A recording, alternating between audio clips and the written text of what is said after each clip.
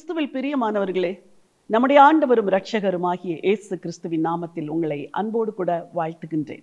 ஆண்டவர் ஒரு புதிய மாதத்திற்குள் உங்களையும் என்னையும் பிரவேசிக்க வைத்திருக்கிறார். அவருடைய கிருபை மேலானது, அவருடைய இரக்கம் மேலானது. ஒவ்வொரு மாதமும் கர்த்தர் நம்மை கரம் பிடித்து நடத்துகிறார். உங்களையும் உங்கள் குடும்பத்தையும் கடந்த மாதம் எல்லாம் கரம் பிடித்து நடத்தின அதே ஆண்டவர் தான் இந்த புதிய மாதத்திலும் உங்களை அற்புதமாய் நடத்த உண்மையுள்ளவராய் இருக்கிறார். இந்த மாதத்திற்கென்று கர்த்தர் ஒரு வார்த்தையை கொடுத்திருக்கிறார். உங்களோடு கூட நான் அதை பகிர்ந்து கொள்ள விரும்புகிறேன். யாத்ராகமத்தின் புத்தகம் 14ஆம் அதிகாரம் 13வது வசனம். அப்பொழுது மோசே ஜனங்களை நோக்கி, பயப்படாதிருங்கள், நீங்கள் நின்று கொண்டு இன்றைக்கு கர்த்தர் உங்களுக்கு செய்யும் ரட்சிப்பை பாருங்கள். இன்றைக்கு நீங்கள் காண்கிற எகிப்தியரை இனி என்றைக்கும் காண மாட்டீர்கள். தேவனுடைய மனுஷனாகிய மோசே இஸ்ரவேல் ஜனங்களை எல்லாம் வனாந்திரத்தில் அழைத்து கொண்டு வருவதற்கு எகிப்திலிருந்து அவர்களை புறப்பட பண்ணுகிறார்.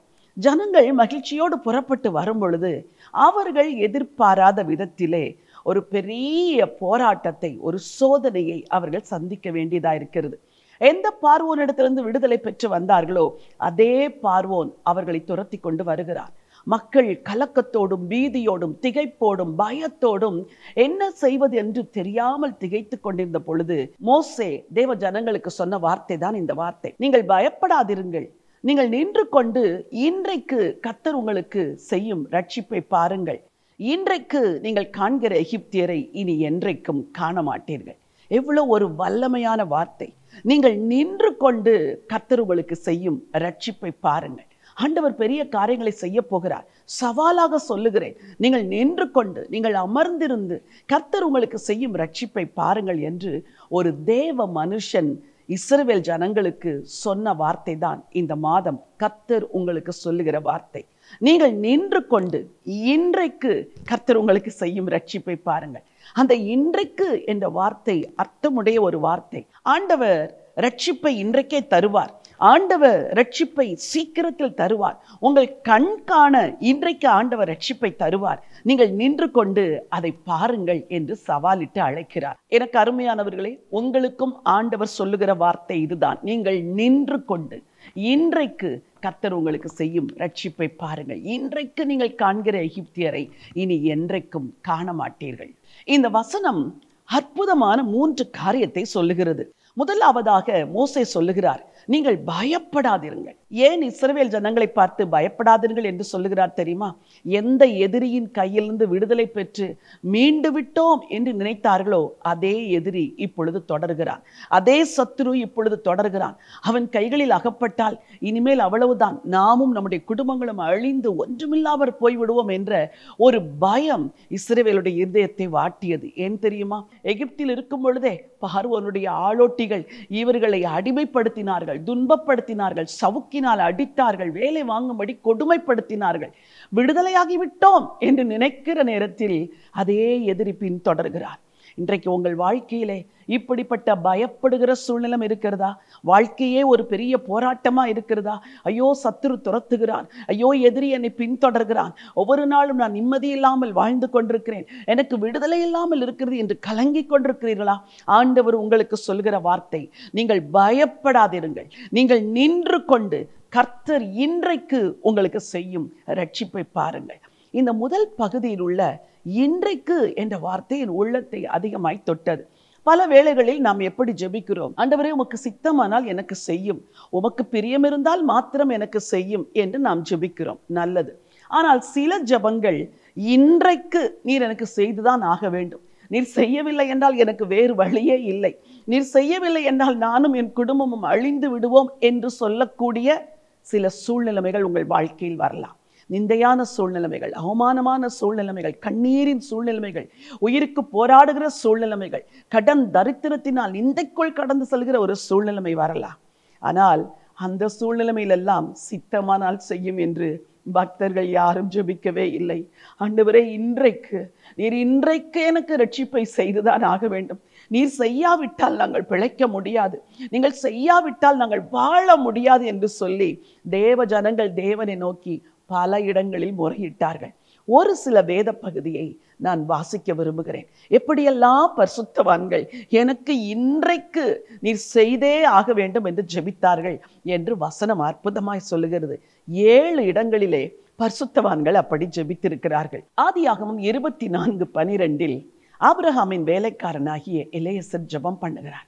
ஆண்டவரே, நீர் இன்றைக்கு உமது அடியானுக்கு காரியத்தை கைகூடி வர பண்ணும் என்று ஜெபம் செய்கிறார். ஏன் தெரியுமா? ஈசாக்குக்கு ஒரு மணமகள் வேண்டும். நீர் எனக்கு இன்றைக்கு காரியத்தை கைகூடி வர பண்ணும். நான் நெடுந்தூரம் பயணப்பட்டு வந்திருக்கிறேன். நீர் எனக்கு உதவி செய்ய வேண்டும் என்று கேட்ட பொழுது ஆண்டவர் அன்றைக்கு காரியத்தை எலியேசருக்கு கைகூடி வர பண்ணினார். யாத்திராகமம் 32:29 மோசே ஜனங்களை பார்த்து சொல்கிறார், இன்றைக்கு கர்த்தர் உங்களுக்கு ஆசீர்வாதம் அளிக்கும்படி நீங்கள் உங்களை தேவனுக்கென்று பரிசுத்தம் பண்ணி கொள்ளுங்கள் என்று சொல்லுகிறார். அற்புதமான ஒரு ஆலோசனை. ரூத்தின் புஸ்தகம் 3:18 நகோமி சொல்லுகிறாள், மகளே ரூத், இந்த போவாஸ் இன்றைக்கு இந்த காரியத்தை முடிக்கும் முன்னே இளைப்பாற மாட்டான். அவன் இன்றைக்கு இந்த காரியத்தை முடிப்பான் என்று சொன்னார்.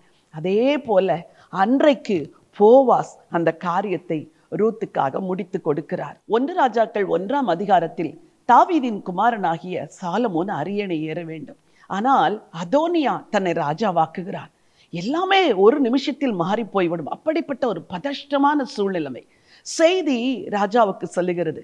தாவீது ராஜா சொல்லுகிறார், 1 ராஜாக்கள் 1:29 அப்பொழுது ராஜா, உன் குமாரனாகிய சாலமோன் எனக்கு பின் அரசாண்டு அவனே என் ஸ்தானத்தில் என் சிங்காசனத்தின் மேல் வீற்றிருப்பான் என்று நான் உனக்கு இஸ்ரவேலின் தேவனாகிய கர்த்தர் மேல் ஆணையிட்டபடியே இன்றைக்கு செய்து தீர்ப்பேன். தாவீது பத்சேபாளுக்கு வாக்கு கொடுக்கிறார், உன் குமாரனாகிய சாலமோன் எனக்கு பின் ராஜாவாவான் என்று நான் இன்றைக்கு செய்து தீர்ப்பேன் என்று தாவீது வாக்கு கொடுக்கிறார்.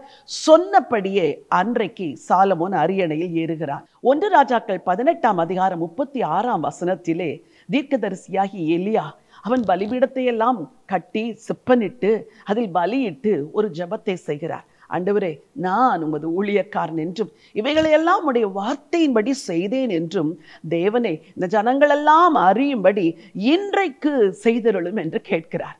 ஆண்டவர் அந்த ஜெபத்திற்கு மறுநாள் பதில் கொடுத்தாரா? இல்லை. அன்றைக்கே கர்த்தர் காரியத்தை வாய்க்க பண்ணினார். அன்றைக்கே வானத்திலிருந்து அக்கினி இறங்கி வந்து எல்லா பலிப்பொருளையும் பட்சித்து போட்டது. எனக்கு அன்பானவர்களே, உங்களுக்கும் ஆண்டவர் அதே போல எனக்கு இன்றைக்கு காரியத்தை நீர் வாய்க்க பண்ணும் என்று கேட்கும் பொழுது ஆண்டவர் நிச்சயமாக செய்வார். நெகேமியாவின் புத்தகம் 1:11 நீ கேட்கிற காரியம் என்ன என்று ராஜா நெகேமியாவை கேட்ட பொழுது அவன் உடனடியாய் ஆண்டவரை பார்த்து ஜெபம் பண்ணி, ஆண்டவரே, இன்றைக்கு உமது அடியானுக்கு காரியத்தை கைகூடி வர பண்ணும் என்று சொல்லி ஜெபம் பண்ணுகிறான். அவனுடைய விண்ணப்பத்திற்கு அன்றைக்கு தேவன் பதில் கொடுத்தார். லூக்கா 19:9 ஆண்டவர் சகேயுவின் வீட்டிற்கு பிரவேசிக்கும் பொழுது இன்றைக்கு இந்த வீட்டுக்கு ரட்சிப்பு வந்தது என்று சொன்னார். எனக்கு அன்பானவர்களே, என்றோ ஒரு நாள் ஆண்டவர் செய்வார். செய்தாலும் செய்வார், செய்யாவிட்டாலும் இல்லை என்று நீங்கள் எந்த காரியத்திலே பயந்து கொண்டிருக்கிறீர்களோ, இன்றைக்கு கர்த்தருடைய சன்னிதானத்தில் நின்று கர்த்தருடைய நாமத்தில் சொல்லுகிறேன், ஆண்டவர் இன்றைக்கு உங்களுக்கு செய்யும் ரட்சிப்பை நீங்கள் தரித்து நின்று பார்க்க போகிறீர்கள். பயப்படாதிருங்கள். கிரியை செய்கிற ஒரு தேவன் இருக்கிறார். கிரியை செய்கிற ஒரு ஆண்டவர் இருக்கிறார். அந்த ஆண்டவரின் வார்த்தையைத்தான் மோசே ஜனங்களுக்கு சொன்னார். கர்த்தர் அன்றைக்கே காரியத்தை அவர்களுக்காய் செய்து முடித்தார். பயப்படாதிருங்கள். கர்த்தர் இன்றைக்கு உங்களுக்கு ஒரு ரட்சிப்பை கட்டளையிடுவார். இந்த மாதத்தின் ஒவ்வொரு நாளும் நீங்கள் ஜெபிக்க வேண்டிய ஜெபம் என்ன தெரியுமா? எனக்கு இன்றைக்கு இதை செய்யும் ஆண்டவரே, எனக்கு இன்றைக்கு இதை கைகூடி வர பண்ணும், எனக்கு இன்றைக்கு இதை வாய்க்க பண்ணும், இன்றைக்கு என்னை நினைத்தருளும், இன்றைக்கு எனக்கு வாசலை திறந்தருளும், இன்றைக்கு நீர் எனக்கு நன்மை செய்யும் என்று ஜெபித்து பாருங்கள். அன்றைக்கு இஸ்ரவேலருக்கு அதே நாளில் அற்புதத்தை செய்த ஆண்டவர் உங்களுக்கும் ரட்சிப்பை கட்டளையிடுவார். நீங்கள் நின்று கொண்டு கர்த்தர் உங்களுக்கு செய்யும் ரட்சிப்பை பார்க்க போகிறீர்கள். இந்த மாதம் கர்த்தர் அதை உங்கள் வாழ்க்கையிலே செய்ய போகிறார். 2வதாக இந்த வசனத்தில் இருக்கிற ஆசீர்வாதம், கர்த்தர் உங்களுக்காக யுத்தம் பண்ணுவார், நீங்கள் சும்மா இருப்பீர்கள். தேவ ஜனங்கள் மோசேயை நோக்கி கதறுகிறார்கள், ஐயா, பார்வோனின் சேனை பின்னாக தொடர்ந்து வருகிறது, நாங்கள் எப்படி தப்பித்துக் கொள்ளுவோம், நாங்கள் எப்படி மீளுவோம், நாங்களும் எங்கள் குடும்பமும் அழியும்படியா எங்களை எகிப்திலிருந்து அழைத்து கொண்டு வந்தீர் என்று மோசேக்கு விரோதமாய் பேசுகிறார்கள். ஆனால் மோசே சற்றேனும் அசராதபடி சொல்லுகிறார், கர்த்தர் உங்களுக்காய் யுத்தம் பண்ணுவார், நீங்கள் சும்மா இருப்பீர்கள். அந்த நீங்கள் சும்மா இருப்பீர்கள் என்ற வார்த்தைக்கு என்ன பொருள் என்று நான் தேடி பார்த்தேன். பல இடங்களிலும் தேவ ஜனங்களுடைய யுத்தங்களை தேவன்தான் நடத்தினார். அந்த மக்கள் ஆண்டவருடைய பிரதிநிதியாய் யுத்த களத்திற்கு போனார்கள், அவ்வளவுதான். தாவீது கோலியாத்திற்கு விரோதமாய் யுத்தம் செய்ய போகிறார். ஒருவரை ஒருவர் சந்திக்கிறார்கள். முழு இஸ்ரவேலும் அன்றைக்கு கோலியாத்தை கண்டு பயந்து ஒழித்து கொண்ட பொழுது இந்த ஒரு தாவீது தனி மனிதனாய் போய் நிற்கிறார். கோலியாத்து தாவீதை விட உயரமானவன், படைபலம் உள்ளவன், அவனுடைய ஆயுதங்கள் எல்லாம் வலிமையானவைகள், அவன் உடல் வலிமையானது. அவன் நினைத்தால் தாவீதை ஒன்றுமில்லாமல் ஆக்கியிருக்க முடியும். ஆனால் அந்த யுத்தத்திலே வெற்றி எப்படி வந்தது தெரியுமா? ஒரே ஒரு கவன்கல். தாவீது சொல்லுகிறான், இன்றைய தினம் கர்த்தர் உன்னை என் கையில் ஒப்பு கொடுப்பார். எவ்வளவு பெரிய விசுவாசம் பாருங்கள். தாவீதுக்கு இந்த விசுவாசம் எங்கிருந்து வந்தது? இந்த யுத்தத்தை நான் செய்ய போவதில்லை, நான் எரிகிற ஒரு கவன்கல்லினால் இந்த கோலியாத் கீழே விழ முடியாது. ஆனால் என் தேவன் என் யுத்தத்தை நடத்துகிறவர், அவர் என் யுத்தத்திற்கு என் கைகளை பலப்படுத்துகிறவர். அவருடைய கரத்திலிருந்து இந்த கல் புறப்படும் பொழுது கோலியாத்து நிச்சயமாய் கீழே விழுவான் என்ற அசைக்க முடியாத தாவீதின் விசுவாசத்தினால்தான் அன்றைக்கு கோலியாத் கீழே விழுந்தான். வேதத்தில் சில வசனங்களில் கர்த்தர் எப்படி யுத்தம் செய்தார் என்பதை வேதம் அழகாக பதிவிட்டிருக்கிறது. சில வசனங்களை வாசிக்க விரும்புகிறேன். உபாகமத்தின் புத்தகம் 20ஆம் அதிகாரம் 3-4 வசனங்கள். இஸ்ரவேலரே கேளுங்கள், இன்று உங்கள் சத்துருக்களுடன் யுத்தம் செய்ய போகிறீர்கள். உங்கள் இருதயம் துவள வேண்டாம். நீங்கள் அவர்களை பார்த்து பயப்படவும் கலங்கவும் தத்தளிக்கவும் வேண்டாம். உங்களுக்காக உங்கள் சத்துருக்களோட யுத்தம் பண்ணவும் உங்களை ரட்சிக்கவும் உங்களோட கூட போகிறவர் உங்கள் தேவனாகிய கர்த்தர் என்று சொல்ல வேண்டும். ஆண்டவர் எவ்வளவு அழகாய் சொல்லுகிறார் பாருங்கள். இஸ்ரவேலரே, உங்கள் இருதயம் துவள வேண்டாம். உங்கள் எதிரிகளோடு யுத்தம் செய்ய போகிறீர்கள். உங்களுக்காக உங்கள் யுத்தங்களை செய்ய உங்களோடு போகிறவர் உங்கள் தேவனாகிய கர்த்தர். அப்படி என்றால் இந்த மாதம் முழுவதும் வருகிற நாட்கள் எல்லாம் உங்கள் யுத்தங்களை செய்கிறவர் யார் தெரியுமா? உங்கள் தேவனாகிய கர்த்தர். நீங்கள் துவள வேண்டாம், நீங்கள் பயப்பட வேண்டாம், நீங்கள் மௌனமாயிருங்கள், நீங்கள் சும்மா இருங்கள். ஆங்கிலத்தில் ஸ்டாண்ட் ஸ்டில் என்று சொல்லியிருக்கிறது. இன்னொரு மொழிபெயர்ப்பு காட் யுவர் பீஸ் என்று சொல்லியிருக்கிறது. உன் அமைதியை காத்துக்கொள், உன் சமாதானத்தை காத்துக்கொள், தத்தளிக்காதே, கலங்காதே, திகைக்காதே, என்ன செய்வேன் என்று பதறாதே, நீ அமர்ந்திரு, ஆண்டவர் உன் யுத்தத்தை நடத்துவார். இஸ்ரவேலருடைய எல்லா யுத்தங்களை நடத்தினவர் தேவன். ஆகவேதான் யுத்தத்திற்கு போகும்போது ஜனங்களை பார்த்து இப்படி சொல்ல வேண்டும் என்று ஆண்டவர் மோசேக்கு கற்றுக் கொடுத்தார். ஆண்டவர் யுத்தத்திற்கு இராணுவங்களை லக்கம் பார்க்கிறார் என்று ஒரு வசனம் சொல்லுகிறது. வாசிக்கிறேன் உங்களுக்காக, உங்கள் விசுவாசம் பலப்படும். ஏசாயா 13, நான் பரிசுத்தமாக்கினவர்களுக்கு கட்டளை கொடுத்தேன், என் கோபத்தை நிறைவேற்ற என் பராக்கிரமசாலிகளை அழைத்தும் இருக்கிறேன். சேனைகளின் கர்த்தர் யுத்த இராணுவத்தை லக்கம் பார்க்கிறார். வசனம் என்ன சொல்லுகிறது பாருங்கள். சேனைகளின் கர்த்தர் தன்னுடைய ஜனங்களின் யுத்தத்தை நடத்த யுத்த இராணுவத்தை லக்கம் பார்க்கிறாராம். அது என்ன பூமிக்குரிய இராணுவ வீரர்களையா அவர் லக்கம் பார்க்கிறார்? இல்லை, அவருக்கு என்று ஒரு சேனை இருக்கிறது. அது பரலோக சேனை, அது பரம சேனை, அது தூதர்களின் சேனை. மிகாவேல், காபிரியல் போன்ற தூதர்கள் அதற்கு தலைவர்களாக இருந்து அந்த சேனையை நடத்துகிறார்கள். வேதம் முழுவதிலும் பல இடங்களிலே யுத்தம் கர்த்தருடையது என்று வசனம் சொல்லுகிறது. இன்னும் சில வசனங்களை வாசிக்கிறேன். வெளிப்படுத்தல் 12:7, வானத்திலே யுத்தம் உண்டாயிற்று, மிகாவேலும் அவனை சேர்ந்த தூதர்களும் வலு சர்ப்பத்தோடே யுத்தம் பண்ணினார்கள், வலு சர்ப்பமும் அதை சேர்ந்த தூதரும் யுத்தம் பண்ணியும் ஜெயம் கொள்ளவில்லை. ஆண்டவருடைய பிள்ளைகளின் யுத்தத்தை நடத்துகிறவர் தேவன். மோசேயும் யோசுவாவும் அமலேக்கியரோடு யுத்தம் செய்ய போகிறார்கள். அப்பொழுது மோசே சொல்லுகிறார், நான் மலையின் உச்சியில் கோலை பிடித்து கொண்டு நிற்பேன், நீ கீழே போய் அமலேக்கியரோடு யுத்தம் செய் என்று சொல்லுகிறார். என்ன அங்கே நடந்தது? மோசே கைகளை உயர்த்தும் பொழுது இஸ்ரவேலருக்கு ஜெயம், மோசேயின் கைகள் தாழும் பொழுது இஸ்ரவேலருக்கு தோல்வி. எனக்கு அன்பானவர்களே, இந்த மாதத்தில் நீங்கள் கற்றுக்கொள்ள வேண்டிய ஒரு ரகசியம், மனுஷிகத்தில் போய் மனுஷர்களோடு யுத்தம் செய்யாதீர்கள், மாம்சீகத்தில் போய் மற்றவர்களோடு யுத்தம் செய்யாதீர்கள், உங்கள் போராட்டங்களை மனுஷீகமாய் தீர்க்க நினையாதீர்கள். உங்கள் யுத்தம் கர்த்தருடையது. நீங்கள் சும்மா இருப்பீர்கள் என்றால் நீங்கள் கரங்களை உயர்த்தி தேவ சமூகத்தில் நிற்பீர்கள். அதுதான் நீங்கள் சும்மா இருப்பீர்கள் என்ற வார்த்தைக்கு அர்த்தம். யோசபாத்தும் அவனோடு கூட இருந்த இஸ்ரவேலரும் யுத்தம் செய்ய போன பொழுது அவர்கள் எல்லாரும் பாடி துதித்தார்களாம். பாடி துதித்த பொழுது எதிரிகள் ஒருவருக்கு ஒருவர் வெட்டுண்டு விழுந்தார்கள் என்று வேதத்திலே வாசிக்கிறோம். இதுதான் யுத்த ரகசியம். இதுதான் தேவ பிள்ளைகளுடைய வெற்றியின் ரகசியம். கர்த்தர் உங்களுக்காக யுத்தம் பண்ணுவார். நீங்கள் பாடி துதித்துக் கொண்டிருங்கள், கரங்களை உயர்த்தி ஜெபித்துக் கொண்டிருங்கள், கர்த்தரையே நோக்கி கொண்டிருங்கள், கர்த்தரை உயர்த்தி கொண்டிருங்கள். இதற்கு பெயர்தான் நீங்கள் சும்மா இருப்பீர்கள். பிரியமானவர்களே, இந்த மாதம் முழுவதும் உங்களுக்கு இருக்கிற பூமிக்குரிய போராட்டங்களை, ஆவிக்குரிய போராட்டங்களை, குடும்பத்திற்குள் இருக்கிற போராட்டங்களை, வேலை ஸ்தலத்தில் இருக்கிற போராட்டங்கள் எல்லாவற்றையும், எல்லா யுத்தங்களையும் கர்த்தர் நடத்துவார். கர்த்தர் உங்களுக்காக யுத்தம் பண்ணுவார். நீங்கள் சும்மா இருப்பீர்கள்.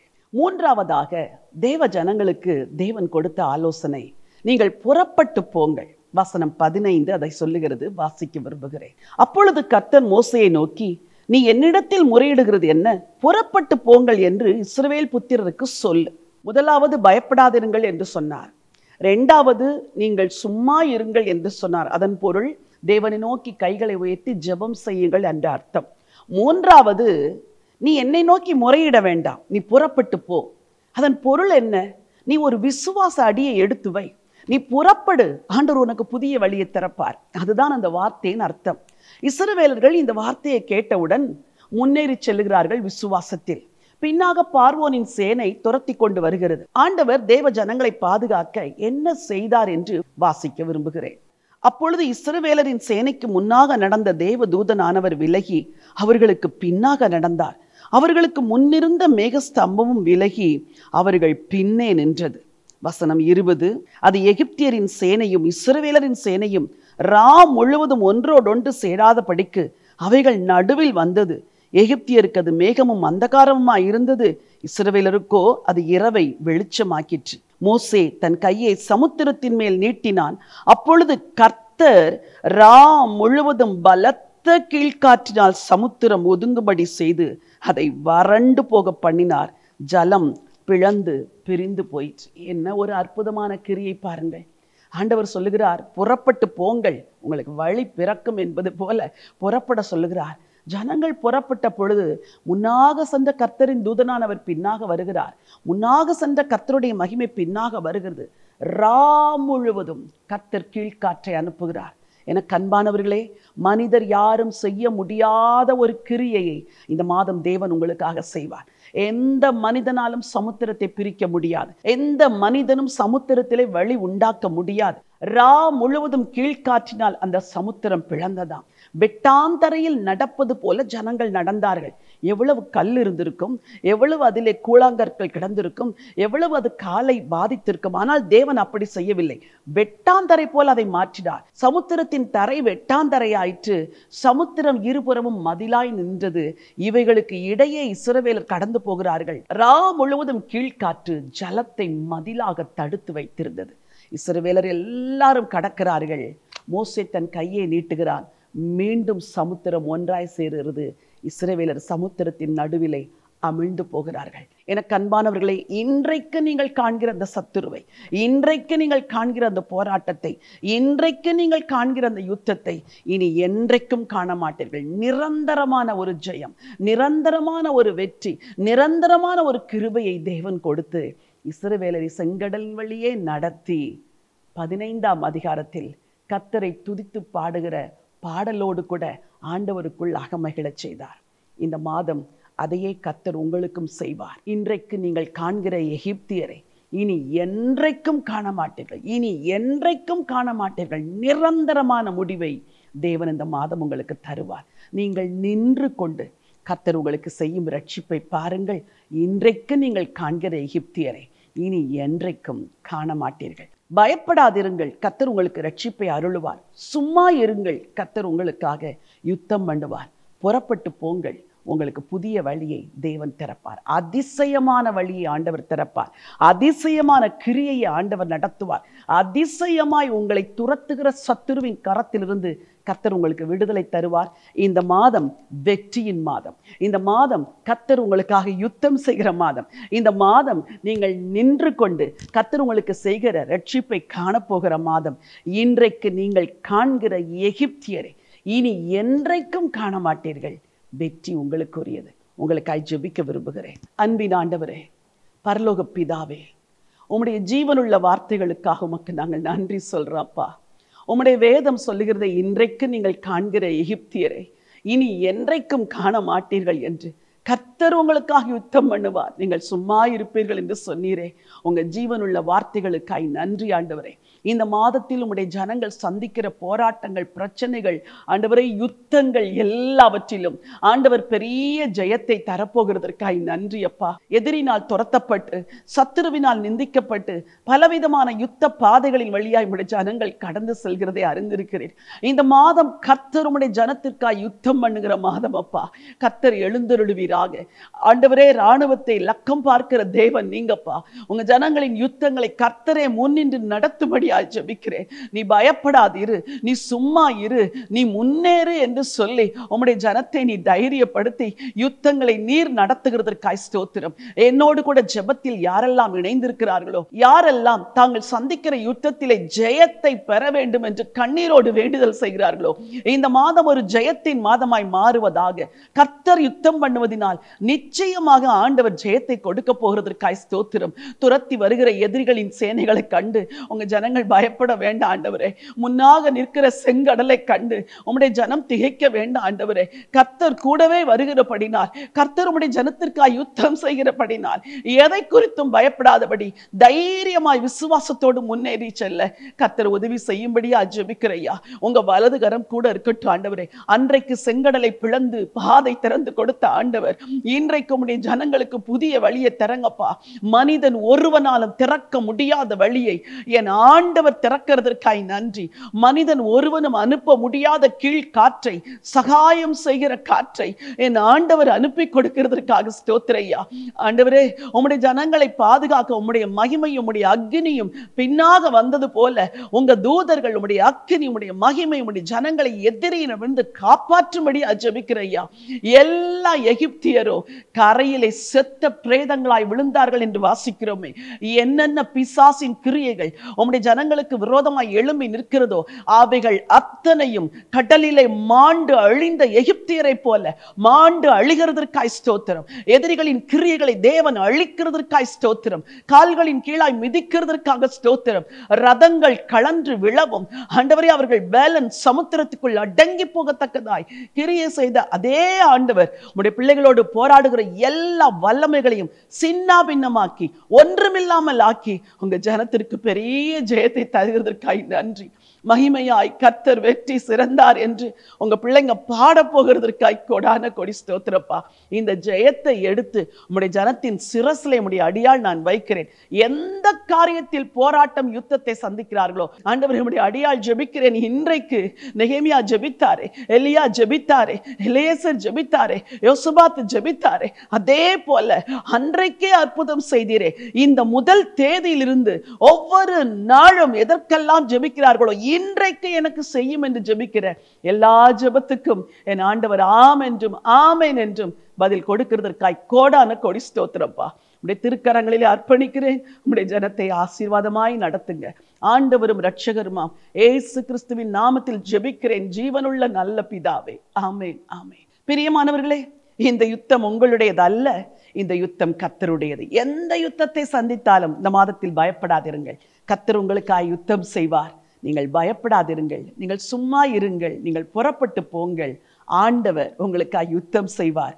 பெரிய காரியத்தை, பெரிய ஜெயத்தை உங்களுக்கு நிச்சயம் தருவார். அந்த நம்பிக்கையோடு இந்த மாதத்தை துவங்குங்கள். நீங்கள் இந்த செய்தியின் மூலம் ஆசீர்வதிக்கப்பட்டிருப்பீர்கள் என்றால் தயவு செய்து இந்த செய்தியை உங்கள் நண்பர்கள் எல்லாருக்கும் பகிர்ந்து கொள்ளுங்கள். அவர்களும் ஆசீர்வதிக்கப்படட்டும். இந்த மாதம் ஒரு வெற்றியின் மாதம். God bless you.